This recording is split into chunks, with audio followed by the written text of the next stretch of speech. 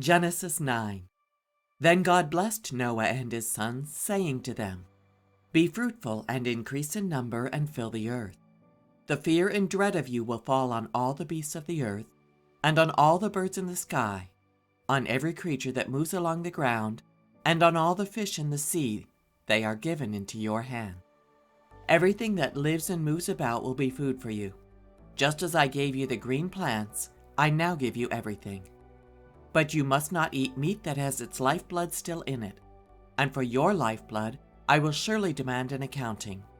I will demand an accounting from every animal, and from each human being too. I will demand an accounting for the life of another human being. Whoever sheds human blood, by humans shall their blood be shed. For in the image of God has God made mankind. As for you, be fruitful and increase in number, multiply on the earth and increase upon it.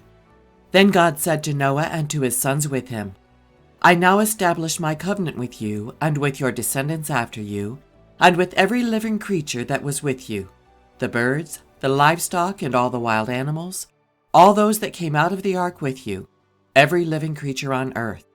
I establish my covenant with you. Never again will all life be destroyed by the waters of a flood. Never again will there be a flood to destroy the earth. And God said, This is the sign of the covenant I am making between me and you, and every living creature with you, a covenant for all generations to come. I have set my rainbow in the clouds, and it will be the sign of the covenant between me and the earth.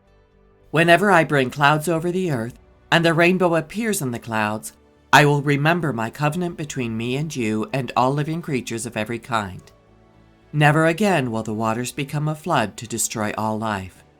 Whenever the rainbow appears in the clouds, I will see it and remember the everlasting covenant between God and all living creatures of every kind on the earth.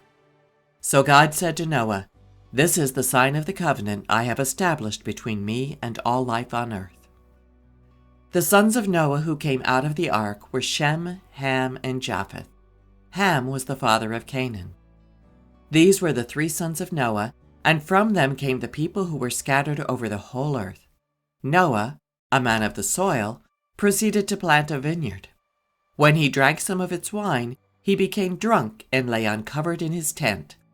Ham, the father of Canaan, saw his father naked and told his 2 brothers outside. But Shem and Japheth took a garment and laid it across their shoulders. Then they walked in backward and covered their father's naked body. Their faces were turned the other way so that they would not see their father naked. When Noah awoke from his wine and found out what his youngest son had done, he said to him, Cursed be Canaan, the lowest of slaves, while he be to his brothers. He also said, Praise be to the Lord, the God of Shem. May Canaan be the slave of Shem. May God extend Japheth's territory. May Japheth live in the tents of Shem, and may Canaan be the slave of Japheth. After the flood, Noah lived 350 years. Noah lived a total of 950 years, and then he died. Genesis chapter 10.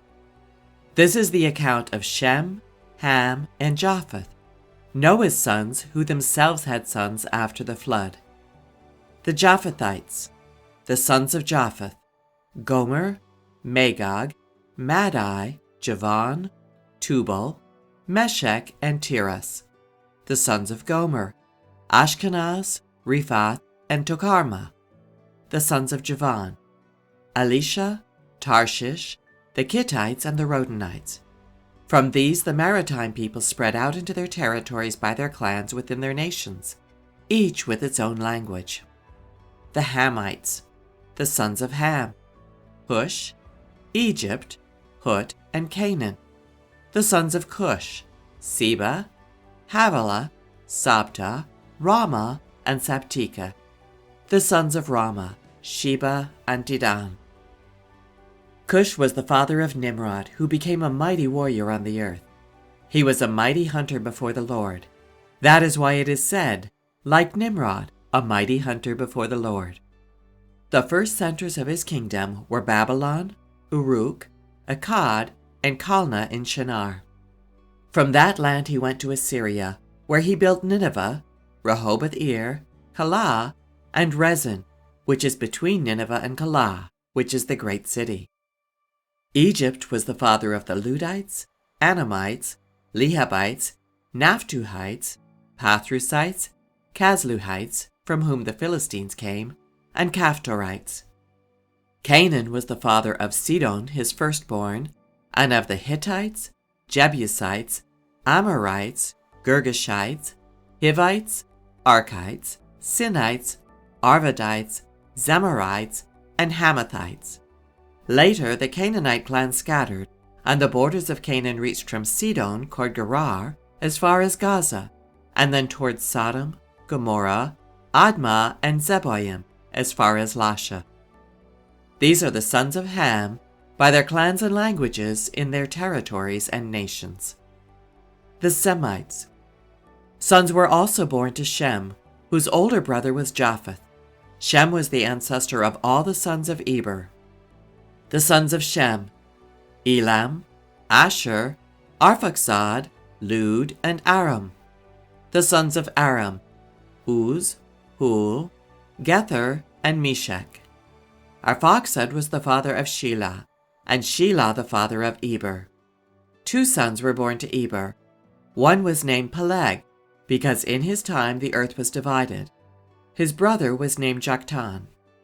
Joktan was the father of Almodad, Sheleph, Hazarmaveth, Jerah, Hadaram, Uzal, Diklah, Obal, Abimal, Sheba, Ophir, Havilah, and Jobab. All these were sons of Joktan. The region where they lived stretched from Mesha toward Sephar, in the eastern hill country. These are the sons of Shem by their clans and languages, in their territories and nations. These are the clans of Noah's sons, according to their lines of descent, within their nations. From these the nations spread out over all the earth after the flood. Genesis chapter 11. Now the whole world had one language and a common speech. As people moved eastward, they found a plain in Shinar and settled there. They said to each other, "Come, let's make bricks and bake them thoroughly." They used brick instead of stone and tar for mortar. Then they said, "Come, let us build ourselves a city with a tower that reaches to the heavens, so that we may make a name for ourselves. Otherwise we will be scattered over the face of the whole earth." But the Lord came down to see the city and the tower the people were building. The Lord said, "If as one people speaking the same language they have begun to do this, then nothing they plan to do will be impossible for them. Come, let us go down and confuse their language so they will not understand each other." So the Lord scattered them from there over all the earth, and they stopped building the city. That is why it is called Babel, because there the Lord confused the language of the whole world. From there the Lord scattered them over the face of the whole earth. This is the account of Shem's family line. 2 years after the flood, when Shem was 100 years old, he became the father of Arphaxad. And after he became the father of Arphaxad, Shem lived 500 years and had other sons and daughters. When Arphaxad had lived 35 years, he became the father of Shelah. And after he became the father of Shelah, Arphaxad lived 403 years and had other sons and daughters. When Shelah had lived 30 years, he became the father of Eber. And after he became the father of Eber, Shelah lived 403 years and had other sons and daughters. When Eber had lived 34 years, he became the father of Peleg. And after he became the father of Peleg, Eber lived 430 years and had other sons and daughters. When Peleg had lived 30 years, he became the father of Reu. And after he became the father of Reu, Peleg lived 209 years and had other sons and daughters. When Reu had lived 32 years, he became the father of Serug. And after he became the father of Serug, Reu lived 207 years and had other sons and daughters. When Serug had lived 30 years, he became the father of Nahor. And after he became the father of Nahor, Serug lived 200 years and had other sons and daughters. When Nahor had lived 29 years, he became the father of Terah. And after he became the father of Terah, Nahor lived 119 years and had other sons and daughters. After Terah had lived 70 years, He became the father of Abram, Nahor, and Haran.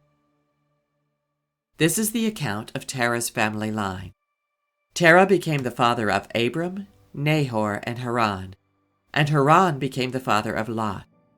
While his father Terah was still alive, Haran died in Ur of the Chaldeans in the land of his birth. Abram and Nahor both married.